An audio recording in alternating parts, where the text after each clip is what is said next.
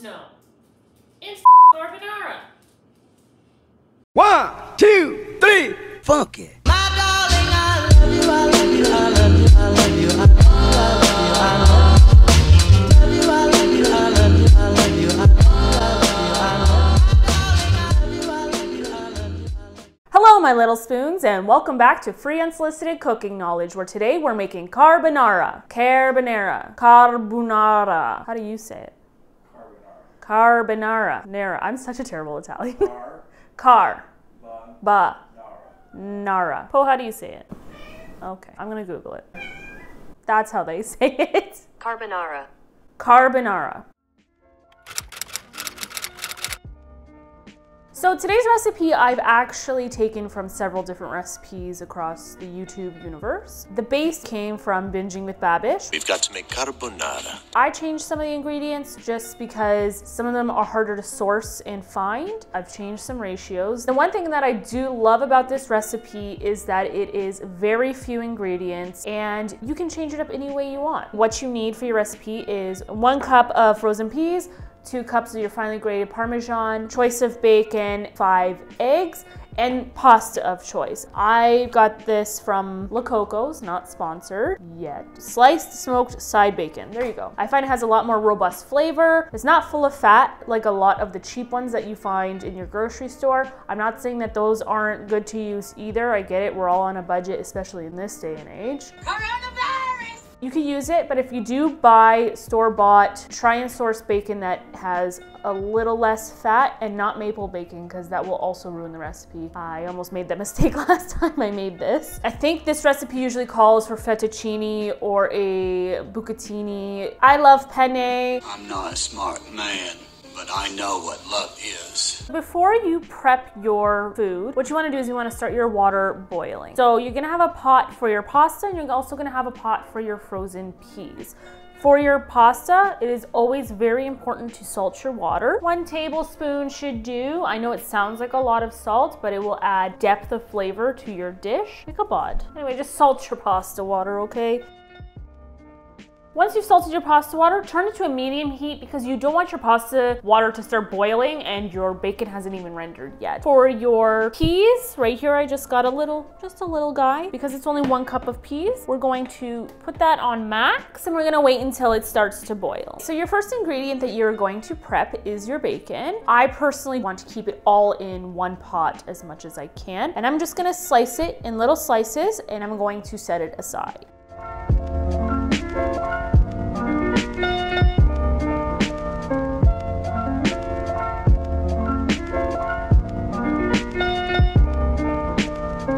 For your bacon is to have about 1 inch by 1 inch pieces. Again, it doesn't have to be perfect. It's just so it cooks evenly and you don't have chunks that burn while you are trying to render the fat out of them. The next thing you're gonna wanna prep are your eggs and cheese mixture. We have 5 eggs. We're going to crack 2 of them, and then the other 3, we're going to sift out the egg yolk and add it to our 2 large cracked eggs. So right now I am just fishing through the egg whites. As you can see, this is a technique I actually learned from my mom, well, actually watching her. But this is how you're gonna get rid of the egg whites, and hopefully your yolk doesn't break, and then you're gonna actually put that in the pot that's gonna contain your mixture. Jesus. See, this is with Jesus. Oh no! Oh no. Okay, well that's okay. We lost a little yolk because I'm violent like that. Jesus, Christmas trees.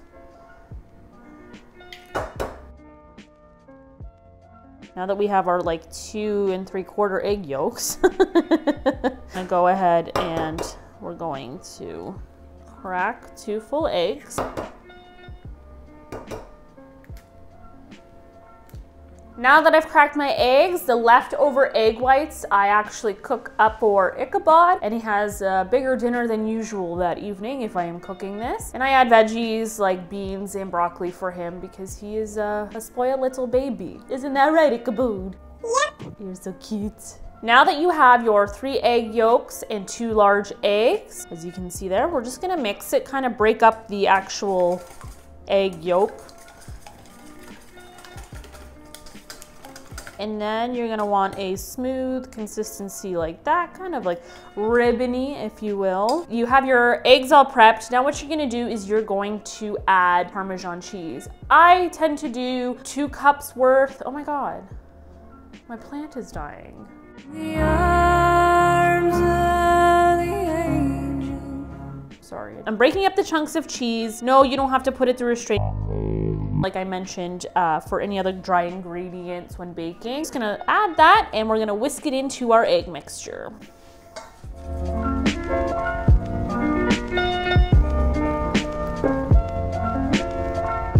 And now that you've mixed your cheese and egg mixture, you're gonna add a couple of cracks of fresh ground pepper.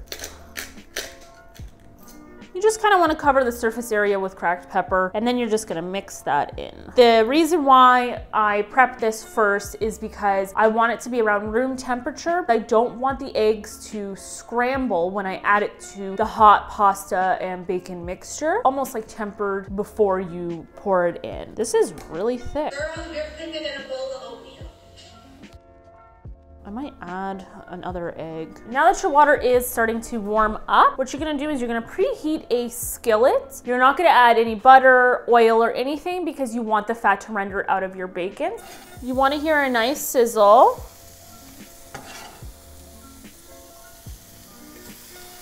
We start the pan off at high heat. Now that you've added your bacon, you can go ahead and lower it to medium heat. We're just gonna mix that up and break it up.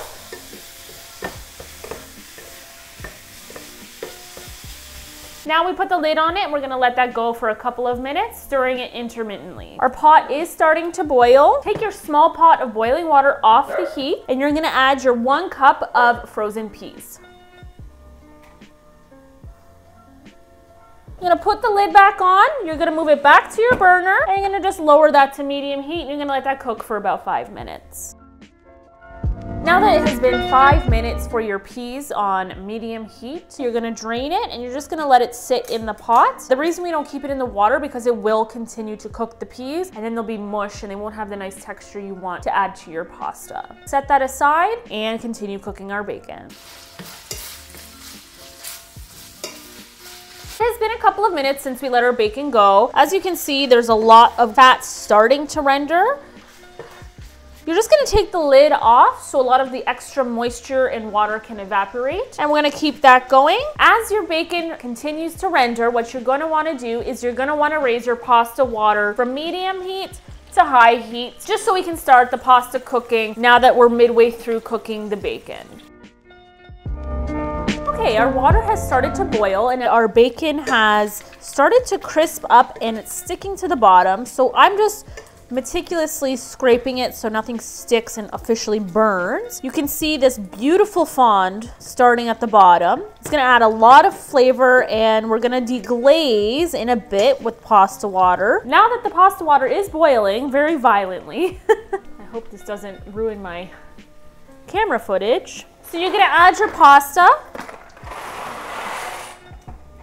And you're just gonna give that a quick little mix. Now, the reason why you want your pasta also cooking simultaneously with your bacon is because it is starting to stick to the bottom. Usually, you use broth or wine or something to deglaze. Last time I made this recipe, I didn't have any wine in the house either, I don't think. I use pasta water. Be very careful not to add a lot because it will spit back at you. And you could just gently scrape the bottom. That didn't do shit. Why? Maybe because it's almost done. All right, my mistake. I guess the pasta water doesn't really deglaze like it did last time. Okay, well, you're just gonna keep scraping the bottom and making sure nothing's officially sticking and burning. And as you can see, the reason why I specifically don't use a lot of fatty bacon is, like you can see, it's just mush versus the other bits that are crisping up quite nicely. All the other carbonara recipes call for, I think it's called guanciale. It is pork cheek. Couldn't really find it in this area. I didn't really look. So I haven't really tried official carbonara. I'm gonna be able to say it at the end of this episode, I'm telling you. For your pasta, it depends on what kind of pasta, what brand. But when you cook your pasta, you usually cook it to the instructions on the box. But for this recipe specifically, you're going to want to cook it about a minute less than what it needs to be. So al dente, maybe extreme al dente, not like like crunchy, you know what I'm saying? I think you know what I'm saying. But you want a little bit of, oh, everyone wants something to eat in this house, don't they? How do you explain al dente? Like al dente is... Al dente describes pasta that is cooked to be firm to the bite. The term identifies the ideal consistency for pasta. Now you know. When the pasta isn't like one...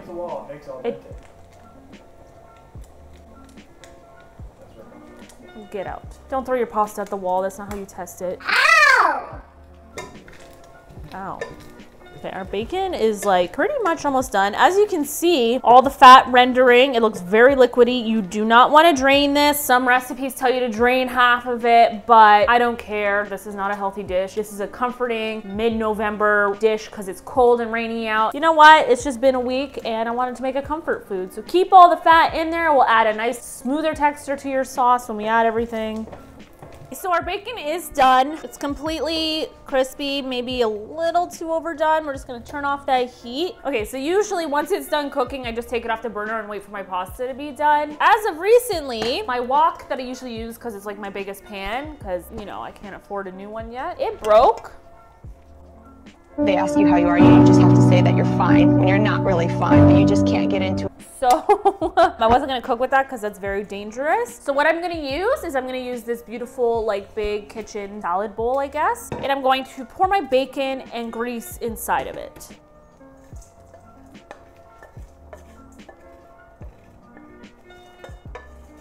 All right, and the reason why I do this is because I can warm up the sides of the bowl and get it really hot, so when we add everything, it's not gonna shock the pasta and the sauce itself. We're gonna give the pasta 1 more minute. It's a little too al dente for my liking. Hi, Ichabod. So we'll be right back in about a minute and we'll add all our ingredients.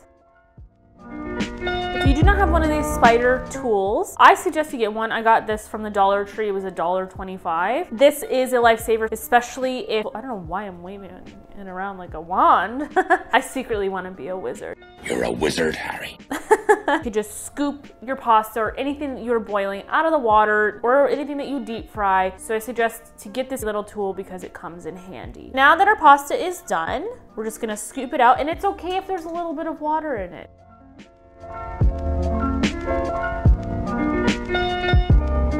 This is a full pound of pasta. Just wanted to clarify that. So for every pound you go up, you're gonna up your ingredients by 1. So for 1 pound of pasta, you're gonna add another package of bacon, double your eggs and egg yolk. By the way, I did add an extra egg because the mixture I made, it got really thick and it wasn't as smooth and creamy as I would have liked. Also, it's very important that you do not drain your pasta water either, because you're gonna use a little bit of pasta water to emulsify your mixture when you are adding all your ingredients to your pasta. Now that your pasta is added to the bacon, you're just gonna give it a nice mix.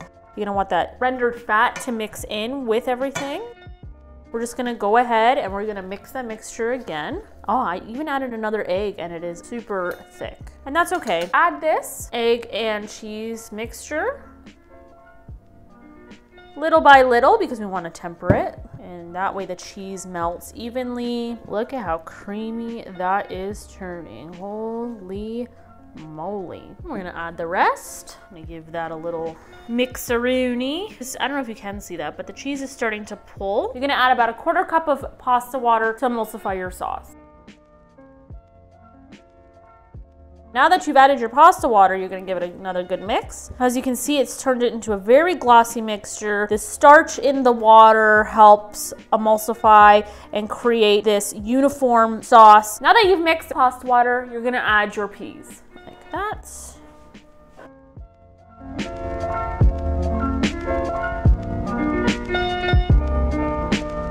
Now that the carbonara is done, I like to add a few other ingredients just to taste. You don't have to add salt because you did add salt to your pasta water, not to mention that your Parmesan probably has a lot of salt as well, and the bacon. I'm going to just add a couple sprigs of fresh flat leaf parsley. I'm just gonna go ahead and rip little pieces. I love big chunks. I like them big, I like them chunky. And just a couple more whisks of fresh cracked pepper. And my favorite is my homegrown chilies that I've dried. And I'm just gonna do very little because they are really hot. And I'm just gonna sprinkle that on top. I'm gonna mix it up so I don't get like a full mouth of hot pepper. It's really good. The bacon is really crisp. The peas add a whole nother texture in their own. The fresh parsley is beautiful. The sauce is creamy. This is a winner here. Ichabod, I think that's for him. No, Ichabod. Ichabod, no. Good. Another one for my recipe book, which hopefully a year from now I can say, click the link down below for my cookbook. And that's carbonara. Carbonara. Carbonara? Carbonara. Carbonara. And that's how you make carbonara. Very simple, easy, 4 ingredients. 5 ingredients. 5 ingredients total. You can add chicken. You don't have to, I was gonna say you don't have to use the bacon. I feel like that's a main part of the dish. I suppose you could do like the cheese and egg and peas, you know, keep it vegetarian. I've never tried it like that. I should try it like that. No? Cody says no. I love this dish. This is something I created within the last, I don't know, probably year. I've kind of perfected it. A great hearty meal for this mid-November hurricane season we're having here in Niagara Falls. Come on. You were quiet all episode. He wants the food. He smells the bacon. That's the issue. Stop. Darwin. Hi. Okay. Okay. This is my life now. Thanks to all my little spoons for your support. Don't forget to like, subscribe, share, and comment below on what you want to see me make next. You done? You use me and then you leave. He's eating the parsley, isn't he? Okay. Okay. F carbonara. My darling, I love you, I love you.